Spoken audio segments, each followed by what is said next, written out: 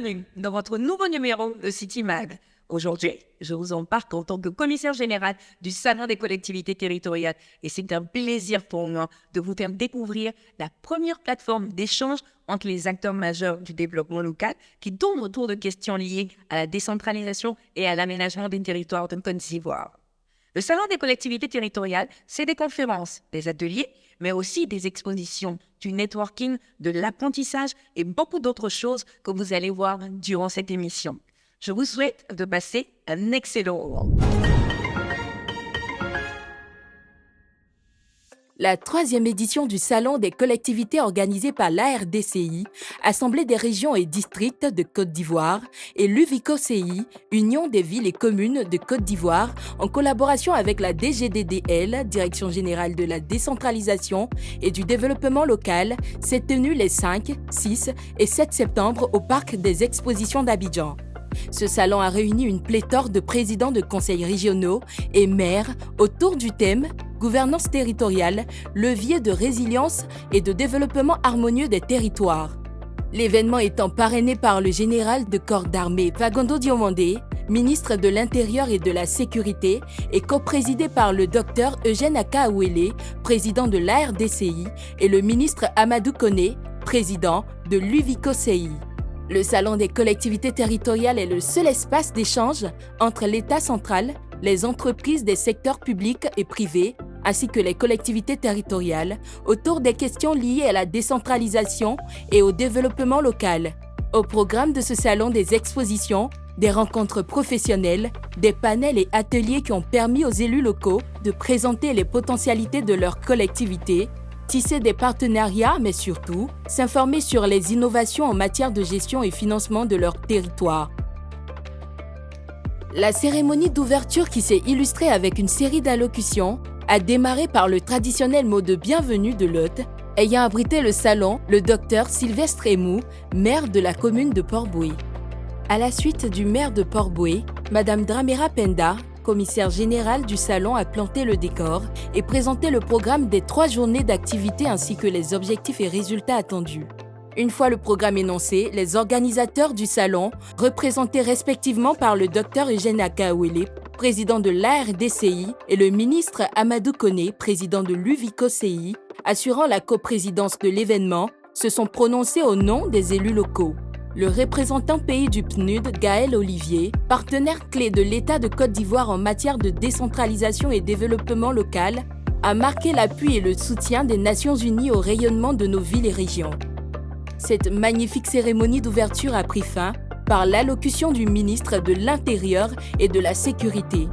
Durant 3 journées chargées, les élus locaux ont pu, grâce aux panels et ateliers, renforcer leurs capacités, discuter et échanger autour de panels et ateliers, nouer les relations d'affaires et soumettre leurs doléances auprès de l'État central en termes de besoins et réformes administratives. Je suis ici à l'invitation du maire Méman, maire de Benouillé, pour essayer de lancer une coopération décentralisée entre la Fédération nationale des communes forestières françaises et les communes forestières de Côte d'Ivoire. Je suis chargée des affaires sociales et culturelles. C'est l'occasion pour nous de découvrir et de faire la promotion de la culture et de faire aujourd'hui la promotion de la coopération décentralisée qui est un outil important pour le développement local. Je vous remercie.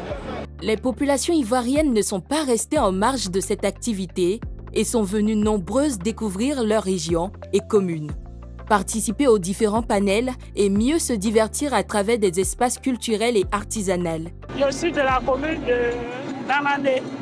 Nous sommes venus à ce salon, vraiment, c'est bien organisé. Je suis venue même avec une amie de Togo, elle a bien apprécié. Elle compte vraiment chercher à réaliser les mêmes choses au Togo. Je suis de la commune de Guitry. Voici notre tenue traditionnelle qui est le Nyik Balilokou. Voilà. C'est tissé à base de raffia. Alors, concernant le salon, je peux dire que c'est un salon qui est très bénéfique. C'est un salon qui est très enrichissant. Car d'abord, il permet à toute personne de connaître les cultures d'ici et d'ailleurs. de connaître aussi les denrées alimentaires de chaque région de la Côte d'Ivoire. C'est important aussi parce qu'il permet le développement du tourisme. Il favorise aussi la découverte de certains sites touristiques. À travers ce salon, on peut découvrir plusieurs richesses que regorge notre pays. Cette troisième édition a été magnifique. Et toutes les communes étaient représentées et il y avait une ambiance totale. Et la Côte d'Ivoire s'est retrouvée dans ce salon.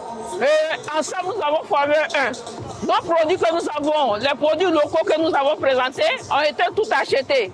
Et je pense que le salon, on veut que il y a plusieurs éditions parce que ça a été un ouf.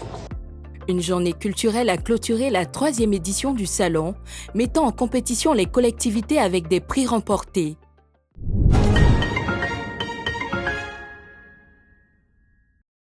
Après ce tour d'horizon, nous avons eu l'honneur de prendre quelques mots à celui qui assure la tutelle des collectivités territoriales de Côte d'Ivoire, mais qui a aussi accepté de porter le parrainage de cette 3e édition du Salon. Cette personne, c'est le ministre de l'Intérieur et de la Sécurité, le général de corps d'armée Vagondo Diomondé, qui tout de suite, dans le City Meet, nous livre ses attentes quant à cette activité.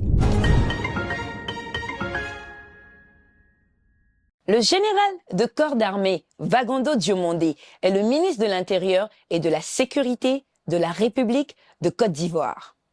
Sorti en 1985 de l'école des forces armées de Bouaké, avec le grade de sous-lieutenant, il occupe plusieurs postes dans les forces armées nationales de Côte d'Ivoire avant d'être appelé en 2011 auprès du président de la République Alassane Ouattara.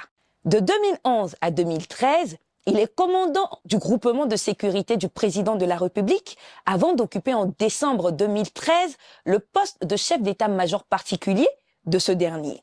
Le 4 septembre 2019, il est nommé ministre de la Sécurité et de la Protection civile, puis le 15 décembre 2020, ministre de l'Intérieur et de la Sécurité. Il sera reconduit bien entendu dans ses fonctions dans le gouvernement formé le 6 avril 2021. Au sein du gouvernement, le général de corps d'armée Vagondo Diomondé initie de nombreuses réformes avec pour objectif de réduire le taux d'insécurité, de consolider l'état de droit et de démocratie, d'améliorer les conditions de vie et de travail des populations au moyen de réformes des collectivités locales. Au plan honorifique, le général de corps d'armée Diomondé Vagondo est commandeur de l'Ordre national ivoirien et commandeur de l'Ordre national du mérite français. Bonjour, monsieur le ministre de l'Intérieur et de la Sécurité. Bonjour, madame. Votre biographie ainsi énoncée vous convient-elle? Elle convient, mais elle reprend, disons, à grands traits les éléments qui constituent cette biographie. Mais il faut ajouter tout de même que, bien évidemment, j'ai été honoré dans différents ordres, tant en Côte d'Ivoire qu'à l'étranger. Vous avez dit tout à l'heure que je suis commandeur de l'Ordre national en Côte d'Ivoire. Je suis aussi commandeur de l'Ordre du mérite de la fonction publique en Côte d'Ivoire, officier de l'Ordre du mérite, médaillé de la médaille de sauvetage échelon or,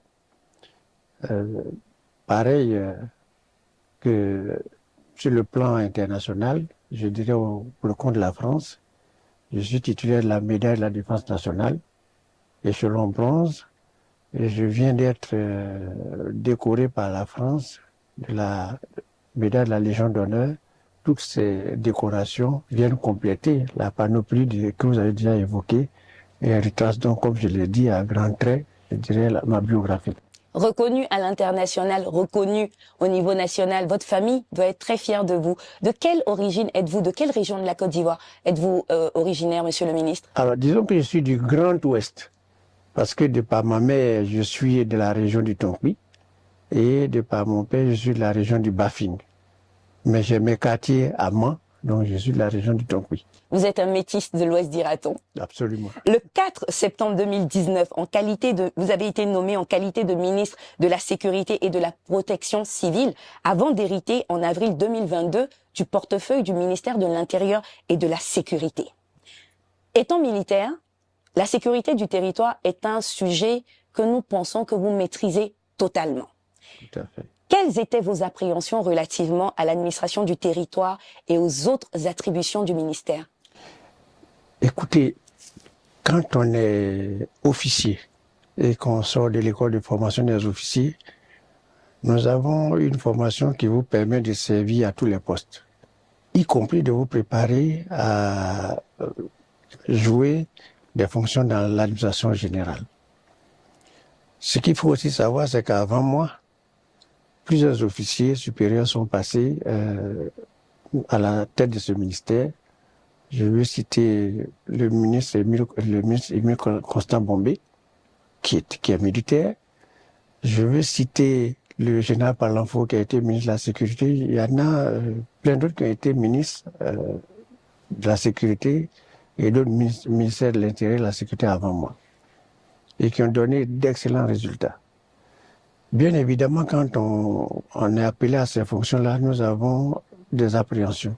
Les miennes étaient comment gérer l'administration du territoire, parce que c'était pas mon domaine de prédilection au départ.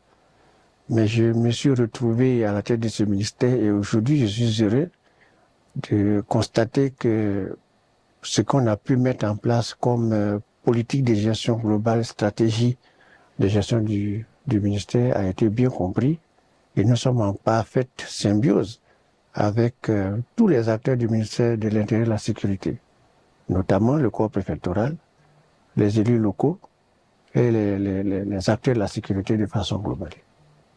Vous avez eu la chance de travailler pendant de très longues années auprès de son Excellence, le chef de l'État, Monsieur Alassane Ouattara.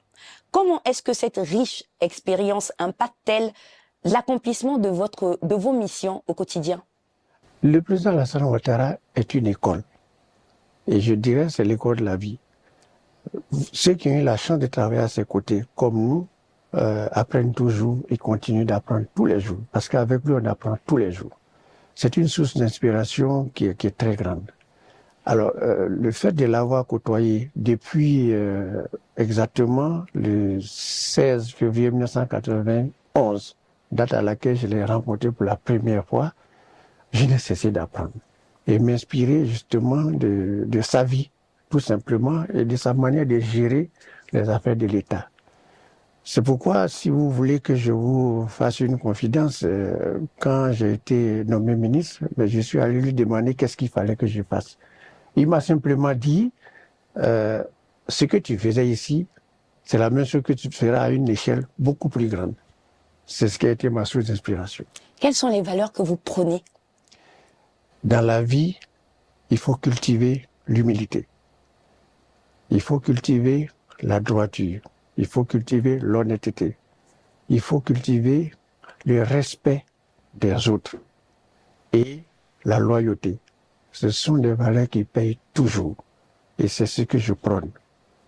Je prendrai au mot en tout cas vos conseils en espérant gravir aussi à mon noble niveau les échelons, on va dire entrepreneurial, pas au niveau bien entendu politique. Les 5, 6 et 7 septembre derniers se sont tenus à la suite des journées inaugurales des mandats municipaux et régionaux 2023-2028, la 3e édition du Salon des collectivités territoriales de Côte d'Ivoire dont vous avez été le parrain. Quel bilan avez-vous fait des journées inaugurales? Mais surtout, y a-t-il des doléances des élus qui ont été soumis au chef de l'État?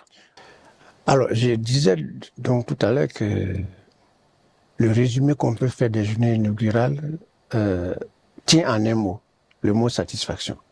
Satisfaction parce que ça a été l'occasion pour tous les participants d'évoquer d'une part les préoccupations qui étaient les leurs, qui étaient soumises directement au président de la République via le vice-président qui en a assuré la présidence, mais aussi au niveau du ministère de faire le point de toutes les réformes qui ont été mises en œuvre dans le cadre de la décentralisation de façon globale. Les élus locaux se sont exprimés. Les élus locaux ont surtout été formés aux nouveaux outils que le ministère a mis en œuvre pour faciliter la gestion des collectivités. Et aujourd'hui, nous sommes enviés parce que nous sommes l'objet de beaucoup de sollicitations de la part des autres pays pour venir voir le modèle qui est appliqué en Côte d'Ivoire.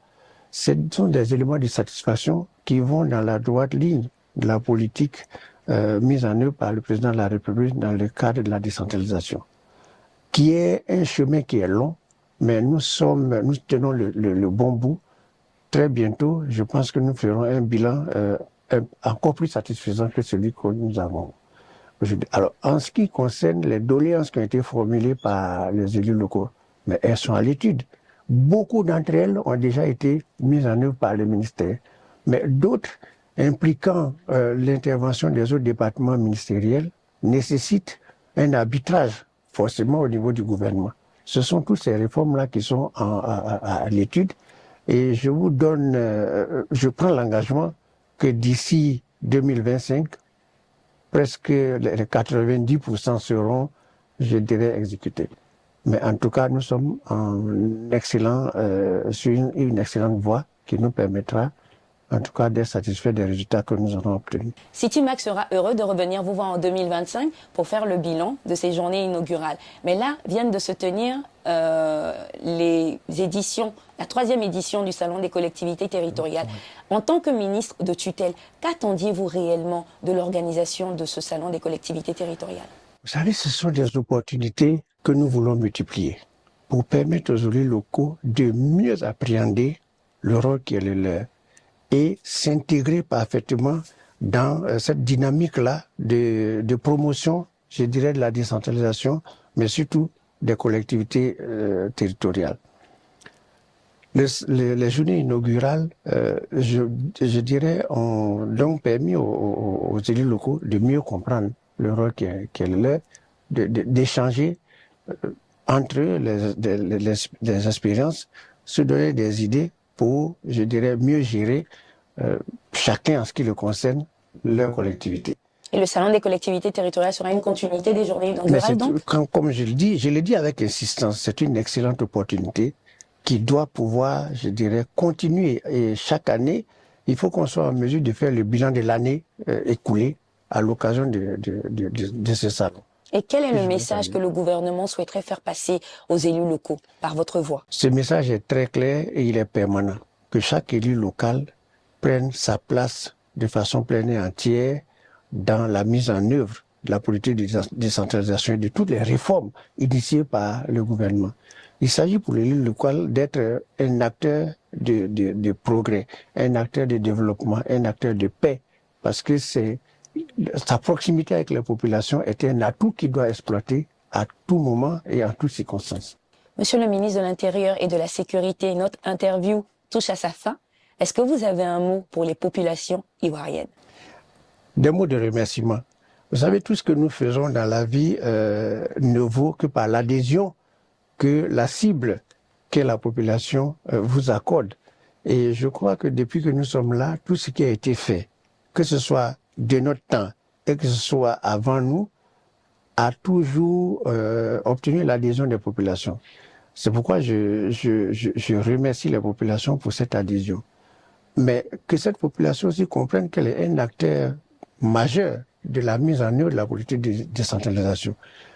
Nous attendons aussi qu'elle apporte sa contribution à travers des critiques, à travers des observations constructives qui pourront nous permettre, à terme, de faire de toutes nos collectivités ces arts de paix et de développement auxquels chacun de nous aspire et auxquels le président de la République tient dans sa politique de vivre ensemble et de développement de la Côte d'Ivoire. Merci beaucoup, monsieur le ministre de l'Intérieur et de la Sécurité. Merci beaucoup. Nous sommes venus, nous avons vu et nous repartons convaincus que la Côte d'Ivoire est sur la route d'un réel développement local.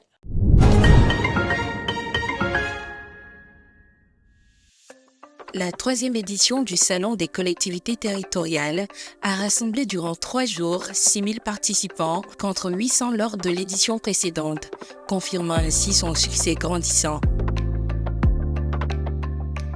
Avec 80 exposants, parmi lesquels les organisations internationales, des entreprises et des collectivités territoriales. Nous sommes donc à cette exposition, à ce Salon des collectivités 3e édition, pour faire connaître un peu notre commune à la communauté nationale et internationale.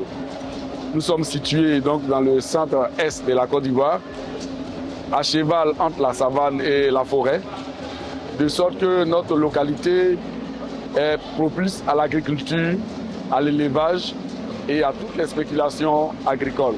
Ce salon se présente donc comme pour nous une opportunité de faire connaître notre commune à la nation ivoirienne et également à la communauté internationale. Le salon des collectivités nous a permis en 24 heures de rencontrer plusieurs acteurs de développement, que ce soit des sociétés de conseil, des sociétés d'investissement, mais aussi au fait des habitants de Port-Bouët qui sont aussi venus découvrir nos communes de l'intérieur. L'année prochaine, qu'il y ait plus de communes, parce qu'à travers nos communes, c'est la vitrine de la Côte d'Ivoire qu'on donne. C5P, c'est un cabinet de conseil financier français qui s'est implanté en Afrique depuis 2020. Donc on est aujourd'hui présent sur le salon des collectivités territoriales en Côte d'Ivoire, car 80% de notre clientèle en France sont les collectivités territoriales. Nous avons l'habitude de travailler avec les collectivités territoriales sur leurs projets, sur les mobilisations de ressources, ainsi que sur leur l'accompagnement au quotidien de tous leurs projets. Le salon nous permet de rentrer en contact avec les collectivités. C'est un cadre propice pour démarrer un échange sur les collectivités. Alors donc, je remercie donc, cette plateforme et les organisateurs du salon pour cela. L'événement a mis en valeur la culture de l'économie locale à travers des stands colorés et diversifiés. Les activités thématiques ont été marquées par les débats de haut niveau sur la gouvernance inclusive, le service public, le financement du développement territorial et l'attractivité des territoires, ainsi que par des ateliers. La commune de Bouaké, mise à l'honneur, a exposé ses atouts et réalisations. Le patrimoine culturel a été célébré par des performances artistiques, des contes et des démonstrations gastronomiques, des expositions artisanales mettant en lumière la richesse culturelle ivoirienne. Un prix pour la gestion territoriale innovante a récompensé les collectivités les plus dynamiques, notamment la mairie de Mayo et la mairie de Ouélé, encourageant des initiatives dans le développement durable, l'emploi et la promotion du patrimoine.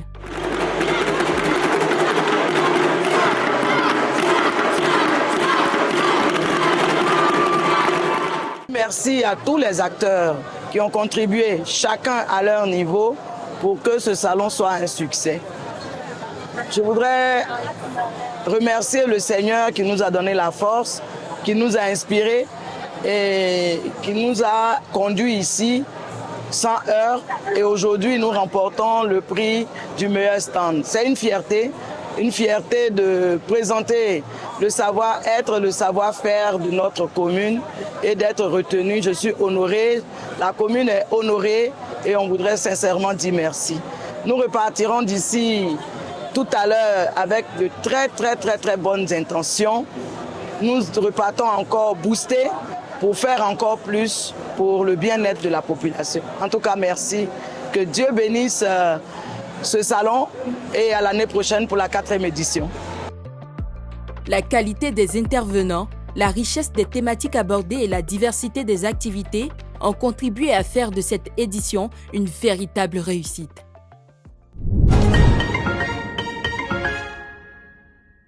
Nous voici à la fin de notre numéro spécial CityMag, Salon des collectivités territoriales. 3 journées folles où les régions et communes de Côte d'Ivoire ont rivalisé d'ingéniosité afin de mettre en avant leurs atouts et richesses. Toute l'équipe de CityMag et moi-même sommes heureux et fiers des potentialités dont regorge notre beau pays et sont persuadés de l'implication de tous dans le rayonnement de nos collectivités. N'oubliez pas que nos réseaux sociaux sont disponibles pour vos commentaires et observations, mais aussi pour y apporter des likes si vous appréciez l'émission. À très bientôt.